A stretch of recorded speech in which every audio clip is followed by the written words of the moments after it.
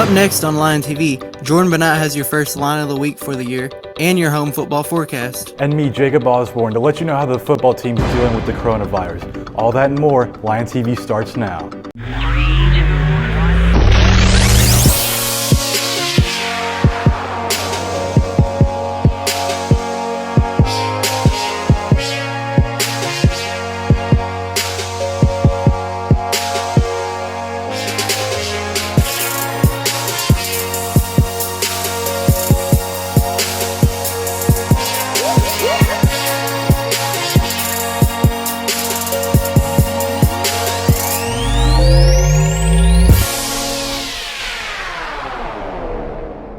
Good to see you, Cersei High. I'm Ashley Coker with Lion TV. And I'm Drew Thurman. Let's hear some student announcements.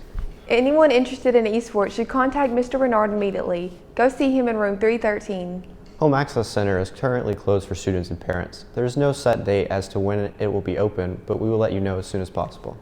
Congratulations to Olivia Mays for becoming the 2020 Band Sweetheart. Looking forward to seeing you walk across the field this homecoming.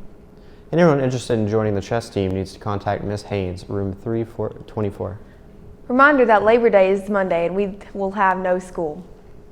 Crews in Bentonville worked Wednesday to remove a Confederate monument that had been on display in the city's downtown square for more than a century.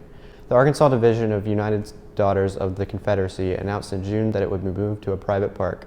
County Judge Barry Moehring told the Northwest Arkansas Democrat Gazette that the monument's removal would likely take all day because it has to be removed in sections.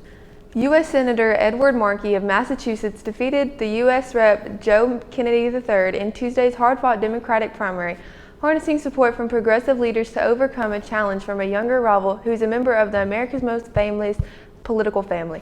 It was the first time someone from the Kennedy family has lost a race for Congress in Massachusetts. The Trump administration is seeking to fast-track environmental reviews of dozens of major energy and infrastructure projects during the COVID-19 pandemic, including oil and gas drilling, hazardous fuel pipelines, wind farms, and highway projects in multiple states, according to the documents provided to the Associated Press.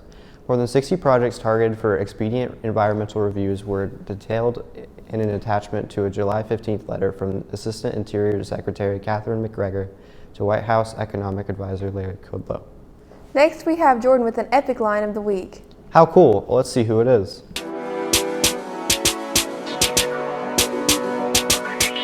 What's up, Cersei? I'm Jordan Bennett with your line of the week, and this week we're interviewing Zach Killens about Cersei High tennis. So Zach, how does our tennis team look this year compared to other years? Well, this year I believe Cersei's tennis team is really strong. We've got like a ton of seniors, and our freshmen and sophomores are really good too, so I think we could make a run for state. Okay, so despite being a normally socially distanced sport, how has it been impacted by the new rules and regulations? All right, well, since Corona, we have to wear masks when we're not playing. The home team of the tennis courts has to touch all the scoreboards and everything, and we basically just have to stay 6 feet away from everyone, including the other team. So has that impacted how you play like doubles and singles? In doubles, it doesn't really impact it because on the court we can't stay like 6 feet away from our partner because we have to be playing the game. But in singles, like they're already by themselves, so not really. So Zach, what is the most challenging part of tennis for you personally? The most challenging part of tennis for me is my consistency. I feel like a good part of my game is hitting the ball in the right spots of the court when I need to, but the bad part of my game is that sometimes I hit the ball out or into the net a little bit too often. Okay, so what part of tennis do you think is the most fun? The most fun for me is playing doubles. Last year I played singles and I just didn't like being on the court by myself, and I beat myself up every time I did something bad. So what's fun is having a doubles partner that I can like celebrate every point with, I'd say, and back me up when I do something bad, like hit it into the net. Okay, I think that's all the questions we have for you this week, so that'll be it for this week's line of the week.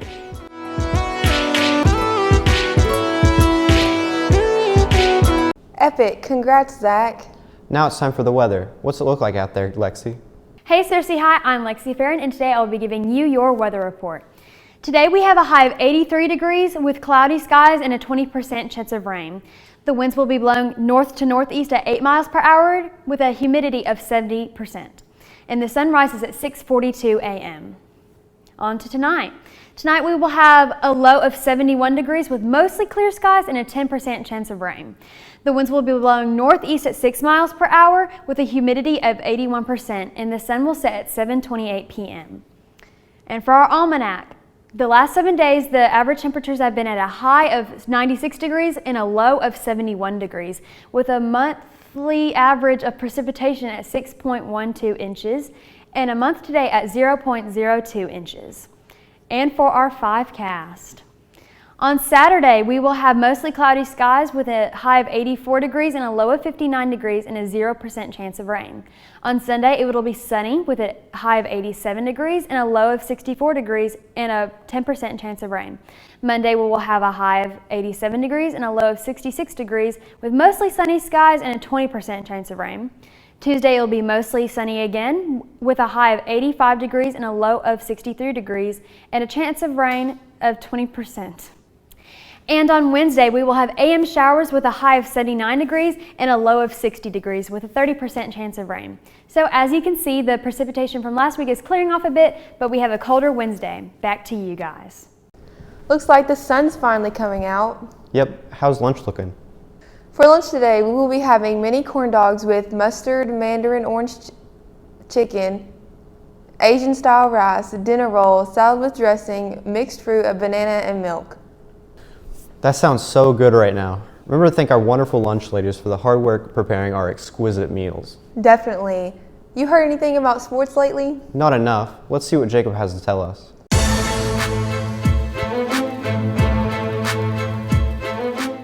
What's up, Cersei? I'm Jacob Osborne with your sports. In local news, coronavirus has affected the football team. Kevon Poindexter told us how. It's different because, COVID, we have masks, and just our practice schedule and our game schedule is a little bit different because we have to spread out and we just can't do all the stuff that we normally do. The team is preparing for the season by, just working, and it's hard with a new coach, but we have just chemistry, and I think it'll be good. Also, yesterday was the first home game for your Lady Lions volleyball team. We're still waiting on results, but let's make sure to root for them at their next game. In college sports, Iowa State University will play its playoff game in an empty stadium. They originally planned on allowing 25,000 fans in, but that was canceled due to COVID-19. In national, Carolina Pliskova, the top seed at the US Open, loses in round 2 to Caroline Garcia. The US Open is the most modern version of one of the oldest tennis competitions in the world. But Pliskova, who reached the 2016 US Open final after upsetting Serena Williams, remains perhaps the most accomplished women's player without a Grand Slam singles title. Though she was one of the first top European players to commit to making the trip to the United States and playing in New York amid the coronavirus pandemic, she ended up losing early in both tournaments in which she played. She lost her opening match of the Western and Southern Open to Veronika Kudermetova on August 23rd. Well, Cersei, that's all I have for you today. Let's send it back to the anchors. Thanks, Jacob, for those updates. Well, Cersei, that finished up today's episode of Lion TV. If you missed any episodes, be sure to go to our YouTube channel and subscribe to Cersei High Lion TV. And remember to follow us on Twitter at Lion TV, Instagram at Cersei Lion TV, and Facebook at Cersei High Lion TV. That's all we have for you today. I'm Ashley Coker. And I'm Drew Thurman. See you next week.